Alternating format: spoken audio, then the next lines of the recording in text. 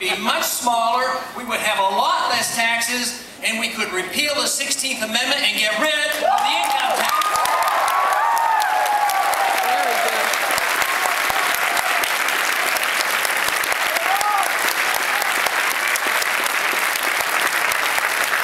Somewhere along the way, though, we have drifted away from the Constitution.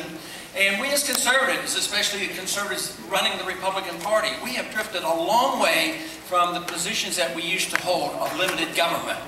And this is what we have to talk about. We have to talk about what conservatives stand for and what they should be doing, because we're going in the wrong direction. There's not a whole lot of time left. Because if we continue to do what we're doing, we're going to have a financial crisis. Because you can't continue to spend too much. Because there's a limit on how much you can tax, and we're taxed to the hilt. And then there's a limit on how much borrowing we can do, and we're borrowing to the hilt. We're dependent on China and Saudi Arabia and all these countries because we are the greatest debtor in the whole world today. This is different than the 1970s when we had to pay for guns and butter. Today we're paying for guns and butter again. But today our good jobs are overseas. We owe $2.7 trillion. The whole country is in debt. And what do now when we need more government? We print more money. What is the bailout package all about? Our side of the aisle proposes it, and the Democrats want to increase it. $150 billion? No, that's up to $200 billion. Where does it come from? The government has no money. Well, can we tax people? No, can't tax anymore. What are they going to do? They're going to print the money, devalue the dollar, and that's the problem we have. The dollar's low, prices are high, the people are suffering, the middle class is shrinking, so we offer the same old pablum, the same old baloney, and then we turn around and we say, well, why don't we ask the Federal Reserve to create more money? Nobody seems to have enough money. If we just had more money, maybe it would prop up the stock market. So we go to the Federal Reserve and they badge the Federal Reserve and the market say, we need more money, so they crank it out. They lower interest rates. You can't lower interest rates unless you print more money. So they lower interest rates dramatically, like never before. The stock market goes up 200 points. An hour later, they realize it didn't do any good, and the stock market drops up 200 points. So we're in a bind, we're in a fix, and I'll tell you what, where we overspend. Everywhere. We spend too much everywhere.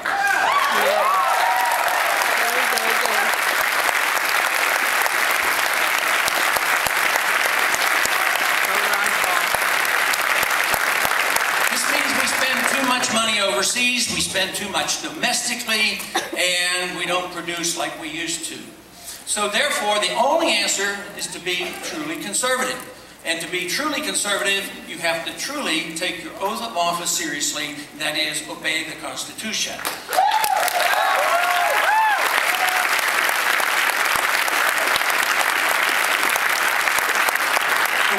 Republicans and conservatives, we finally got control of the government. 1994, matter of fact, was an exciting year because it was the year I thought I might like to go back to Congress. I'd been in for 4 terms in the 70s and early 80s.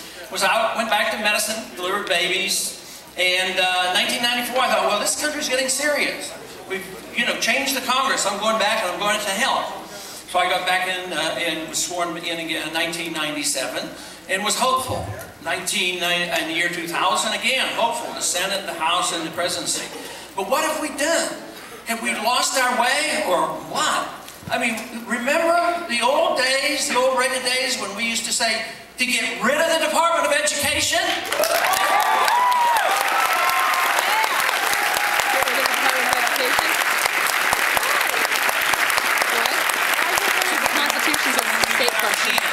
What did we do? We doubled the size of the Department of Education. We put no child left behind. We did all these things. We've lost credibility, and now we're losing House seats. We've lost control of the House and the Senate. And right now, it looks like we're going to lose even more. And it's not because we are not compassionate. It's because we're not conservative that we're losing. That's how we won. There we go.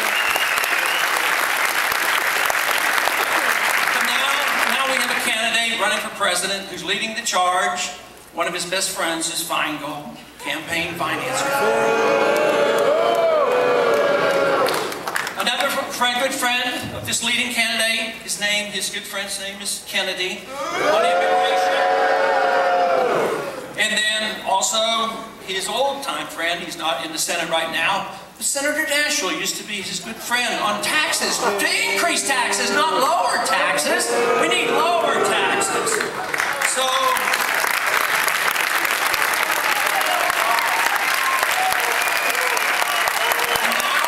and now our leading candidate, guess whose position he holds on global warming? Al Gore. He supports the Al Gore bill on global warming. So if you think we can lead this country back to conservative principles, fiscal soundness, and a decent-sized government, you have another thought coming, because it's not going to happen. And therefore, we have to start thinking about like conservatives thought once again. That is what we have to do. We have to know what conservatives think about. You know, on the right to life issue, I believe, I'm a real stickler for civil liberties. I believe that liberty is the most important thing, because if we have our liberties, we have our freedoms, we can have our lives. But it's academic to talk about civil liberties if you don't talk about the true protection of all life. So if you're going to protect liberty, you have to protect the life of the unborn just as well.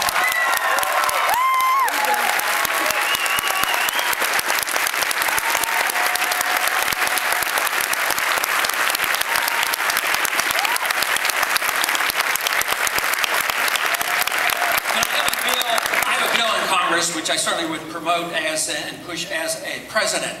But it's been ignored basically by the right to life community. And my bill is called the Sanctity of Life Amendment, or bill. And what it would do, it was establish the principle that life begins at conception. And somebody says, oh, why are you saying that? And I says, well, that's not a political statement. That's a scientific statement that I'm making.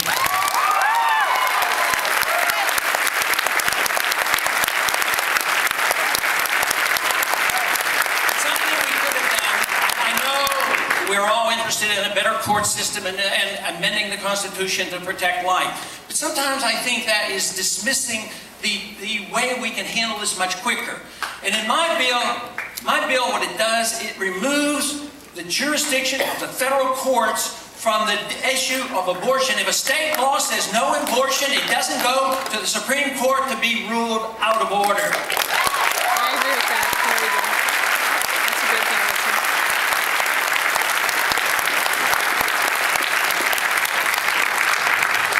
I have, since the very first time I ran for Congress in the 1970s, expressed a great deal of concern about the monetary issue. Something that has been ignored. This is the first time in over 100 years that monetary policy has been discussed in a presidential campaign.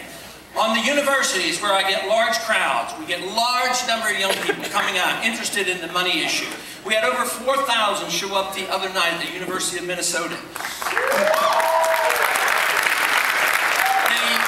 The issue of money is one of the most interesting subjects for these young people, because when I talk about the monetizing of debt, the printing of money, the endless devaluation of our currency and how important it is, it gets one of the loudest applauses, because young people understand that money is a very important issue. They understand that the Constitution is explicit. The Constitution says no emitting bills of credit, no paper money, only gold and silver can be legal tender. And today we allow big government to grow, whether it's on the conservative side or the liberal side. If they want something, they usually have a compromise, spend it on both, and then they resort to printing money. And that is where our trouble's coming from. And that is the crisis we're facing, all great nations and great empires, and for fiscal, financial reasons. That's how the Soviet system was defeated. We didn't have to invade them, we didn't have to fight them. Their system collapsed. And that is what's happening today. The middle class is getting wiped out. The middle class is getting poorer endlessly, because they can't keep up with the cost of living. And the solution isn't printing more money and spending more money and allowing the Federal Reserve to pretend they can solve the problem. The answer is found in fiscal conservatism. Live within our means.